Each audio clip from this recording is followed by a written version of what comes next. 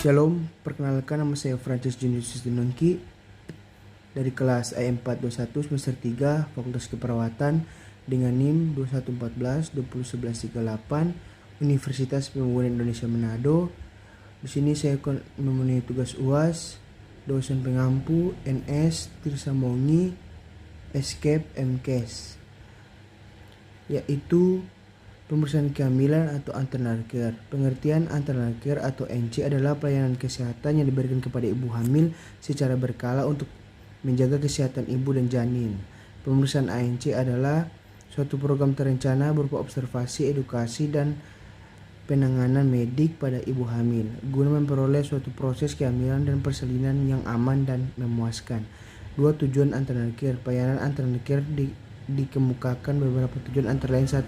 Membantu kondisi kehamilan untuk memastikan kesehatan ibu dan tubuh kembang bayi. 2. Meningkatkan dan mempertahankan kesehatan fisik, mental, sosial ibu dan bayi. 3. Menganalisis secara dini adanya ketidaknormalan atau komplikasi yang mungkin terjadi selama kehamilan, termasuk riwayat penyakit secara umum, yaitu pembedaan atau kebidanan. 4. Mempersiapkan persalinan cukup bulan melahirkan dengan selamat baik ibu maupun bayi dengan trauma seminimal mungkin. 5. Mempersiapkan ibu agar masa nifas berjalan normal dan pemberian ASI eksklusif.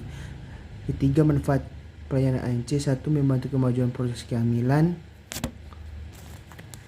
demi memastikan kesehatan ibu serta tumbuh kembang janin yang ada di dalamnya. 2. Mengetahui adanya komplikasi kehamilan yang mungkin terjadi saat kehamilan sejak dini, termasuk adanya riwayat penyakit dan tidak pembedaan. 3. Meningkatkan serta mempertahankan kesehatan ibu dan bayi. 4.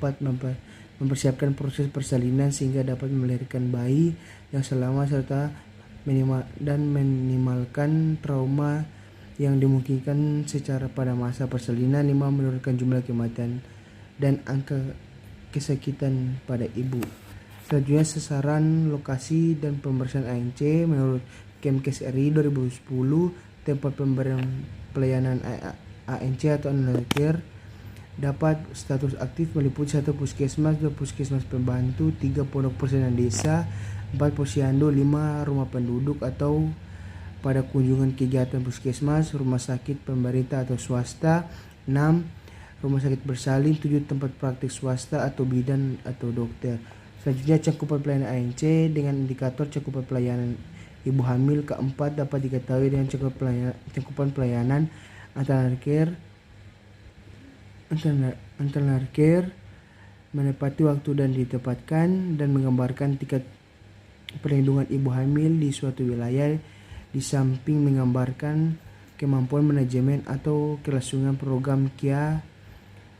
Selanjutnya, faktor-faktor yang mempengaruhi ANC. Beberapa penyebab ibu seringkali tidak berhak memutuskan sesuatu. Karena hal ini, hak suami atau mertua, sementara mereka tidak mengetahui perlu pemeriksaan kehamilan dan hanya mengandalkan cara-cara tradisional. 2. Fasilitas untuk pelayanan antenatal care tidak memadai, tidak berfungsi sebagai mestinya, tidak memungkinkan kerahasiaannya dan menunggu lama, atau perlakuan tugas yang kurang memuaskan, atau petugas tidak melakukan asuhan sayang ibu. 3. Beberapa ibu tidak mengetahui mereka harus pemeriksaan kehamilannya, maka ibu tidak melakukannya. 4. Transportasi yang sulit, baik bagi ibu untuk memeriksa kehamilan maupun bagi bidan untuk mendatangi mereka. Selanjutnya, kunjungan antenatal care. Kunjungan ke-1 atau trimester 1.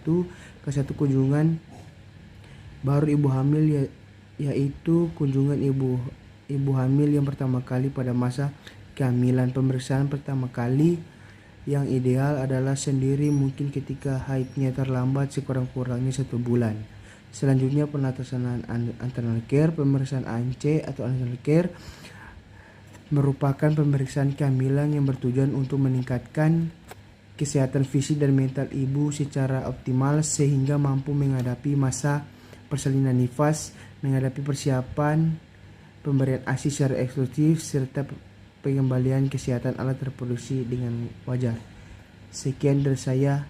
Terima kasih. Universitas Pembangunan Indonesia Manado yang terletak dekat dengan kawasan bisnis Bahu Mall Manado. Tempatnya di Kelurahan Bahu, Lingkungan 3 Manado, sangat strategis di pusat kota Manado. Dibangun di atas lahan seluas 2,5 hektar, Universitas Pembangunan Indonesia Manado berdiri megah dengan ruangan 7 lantai, terdiri dari ruangan kelas, ruangan kantor, perpustakaan, laboratorium komputer, laboratorium keperawatan, pengadilan semu, dan laboratorium bahasa, kantin, serta rooftop di lantai atas. Universitas Pembangunan Indonesia Manado memiliki 6 fakultas dengan program studi, yaitu Fakultas Pertanian, Prodi Agribisnis, Fakultas Hukum, Prodi Hukum, Fakultas Teknik, Prodi Teknik Elektro dan Teknik Sipil, Fakultas Ilmu Sosial Ilmu Politik, Prodi Ilmu Politik, Fakultas Sastra, Prodi Sastra Inggris, Fakultas Keperawatan, Prodi Ilmu Keperawatan, dan Profesi Nurse. Didukung oleh sumber daya manusia yang berkompeten dan tersertifikasi, Universitas Pembangunan Indonesia Manado memiliki dosen dan tenaga kependidikan dengan latar belakang S2 dan S3 lulusan dalam dan luar negeri. Proses belajar mengajar dilaksanakan dengan teknologi informasi merujuk perkembangan dunia modern saat ini, dilakukan dengan sistem e-learning dan sistem ujian online atau ULAIN. Hasil tracer student Universitas Pembangunan Indonesia Manado dan fakultas menyebutkan lulusan UNPI sudah tersebar di dalam dan luar negeri.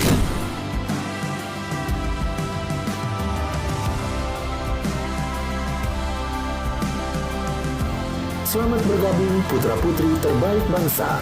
Kembangkan dirimu, raih cita-citamu setinggi bintang di langit. Kami siap menghasilkan generasi terbaik dan pemimpin di masa depan.